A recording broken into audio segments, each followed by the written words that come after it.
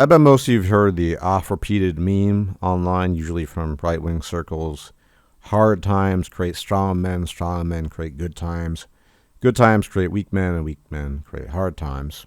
Now, this ultimately comes from a novel called Those Who Remain. It's a post-apocalyptic novel by a guy called Michael Hopf, and you'll hear it repeated very frequently. And then, of course, you have the whole crowd of Andrew Tate acolytes and his ilk, and, weak men, weak men. But I want to talk about what actually makes men weak in this video, as compared to women, and just in a broad sense, because a lot of the memes you hear online are only partially accurate. And there are two major components to men's weakness. The first component is a rather obvious one, and you see it manifested pretty much everywhere. For example, you see it manifested in the simping epidemic. Where does the simping epidemic come from? It comes from the concept of the small head taking over the big head, i.e. thinking with your schlong as opposed to your brain. And you have no idea of the countless events and accidents that have occurred during the course of humanity due to this extreme limitation that men have, thinking with their little head as opposed to their big head. Now, there's a lot of variation between individual men in this regard, and age also plays a huge factor. There's no doubt about that. But in general, this type of thinking can lead to absolute catastrophe. Because although sex drive and the need to boink has driven a lot of innovation, a lot of accomplishment, achievement, because the vast majority of men, when they create wealth, when they build things, they're ultimately doing that for the sake of punani, ultimately, for the sake of the reproductive game. But if you don't have control over that faculty, it can quite literally lead you to ruination, and at the very least, lead you astray. Years and years and years ago, when I had my first girlfriend, I was 19, lost my virginity to her. And I've told this story many times, maybe this will be a new story for you, but I was very much young, very much in the prime of my youth, so I was thinking a lot with my little head and very little with my big head. This girl had gigantic gazonkas. They were practically H-cups. They were just huge, maybe double G, I don't know. They were enormous. And she could cook really well, which was an added benefit. But she sucked the meanest schlong I've ever experienced in my entire life, bar none. Since then, never again. And she was the best bang I ever had in my entire life. Since then, nothing even approaching that. But she was nuts, abusive verbally, and even sometimes physically. She would throw things at me. She threatened to chop off my pee-pee once. And she even tried to run me over once. And then when I finally broke up with her on a phone, she drove across 3 countries to reach me and try to batter down my door and then try to seduce me, which she was successful with, by the way. It took a long time for me to wean myself off of the copulation with her because, I just thought, oh my God, it's so good. I'll never get a BJ like this again. I'll never be able to boink like this again. Oh my God, those gazonkas are so big. They're so perfect. I'll never get to feel those gazonkas again. This 19 to 21-year-old version of myself was the embodiment of thinking with your little head as opposed to your big head. And of course, it's much more common when you're young. And that's what I was doing. My first relationship, first boinking experience, first BJ, you name it. And I just thought, by the gods, I'll never experience this again. Long story short, she eventually, despite being on the pill and us occasionally using condoms, got pregnant, allegedly.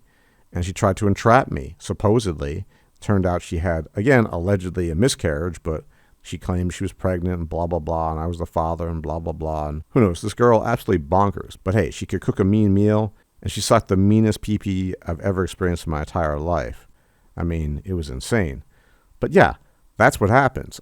I wasn't really fundamentally different, especially when it's your first experience. So I can kind of relate on some level to some of these simps, although I never did anything like that, because you have no contact with the opposite sex.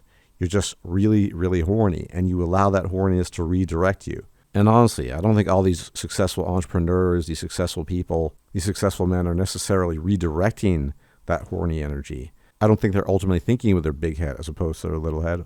Why? Because the reason why they're doing everything they're doing is ultimately for the sake of punani, reproduction, the accolades, the status, which men require in order to stand out towards the outside world, i.e. women. So what a lot of these gurus and high achievers do on the basis of instincts, and on some level it's a weakness, because they're not really thinking clearly. They're not really thinking with their big head. They're still at some very primal level being directed by their little head. But you know it's an even bigger weakness in men compared to the big head, little head dilemma? It's not what you think. It's the fact that as a polar opposite to women, basically, there is a brotherhood at a local microscopic level, meaning your friends, people you get along with, you cooperate with them, you help them out, etc., which is the exact opposite with women. Women don't get along with each other at the local level, at the microscopic level. There was catfighting, trying to stab each other in the back. However, I've talked about this before in an earlier video. At the macroscopic level, at the large scale, women view themselves as a collective and try to endorse their collective interest. No such mechanism exists in men. Remember, men do not have an in-group preference. By in-group preference, that is what is meant. Women will look at themselves as a collective, receiving the benefits of a collective, but that is not something that men ever do. And why is this a huge weakness and a bigger weakness than the big head, little head dilemma? Well, it's simple. Whether it's greater expenditures for medical care, more scholarships, school system tailored to their needs, and the list is endless, is because they campaign for themselves collectively. At the individual level, they might not be able to stand each other, but that's not how they approach it. They vote as a collective, they act as a collective when it comes to the bigger picture. Smaller scale, they don't do that. Now, men, again, are the opposite. Men cooperate at a local level. They do not cooperate with each other at the macroscopic level as a collective. There is no brotherhood of men encompassing billions of men. And there are good evolutionary reasons for that, because men do exist in a state of reproductive competition. So do women, but there's a high likelihood that even when they're collectivizing, women are still going to get knocked up and get pregnant. With men, that's not the case. Remember, women are much more successful on average reproductively than most men are. So there's no downside, really, to organizing collectively and representing yourself collectively when it comes to large-scale society. Supporting men as a collective, on the other hand, could create certain disadvantages for men that would otherwise be very successful, reproductively speaking, and men don't want that kind of competition. And that's a huge difference. Everything we see, all the advancements, all the advantages, have been given to women by men because of the little head, big head problem. But the reason why they were even asked for is because of the weakness of men and their inability to organize on a macroscopic collective scale in the same way that women do quite effectively. Let's be perfectly honest. Men bend the knee to women's will and allow these things to happen because, yes, big head, little head dilemma. They think with their little head as opposed to their big head, and they listen to the little head much more intensively, and because there's no such thing as collective male interest. So that is the true essence of weakness of men. In any event, as always, thank you for tuning in. Really appreciate you guys, especially my patrons. You guys are the best. You keep the channel alive, as well as my PayPal donors. You guys are the best. And if you can engage in the usual YouTube jazz of liking the video, sharing the video, commenting, subscribing. If you're not yet subscribed, be much appreciated. If I'm still alive, I'll check you out next time. Until then, take care. May the gods watch over you. Bye-bye. If you liked this video, please like, share, and subscribe. And if you enjoy my content, please consider making a donation or becoming a patron. Thanks for watching.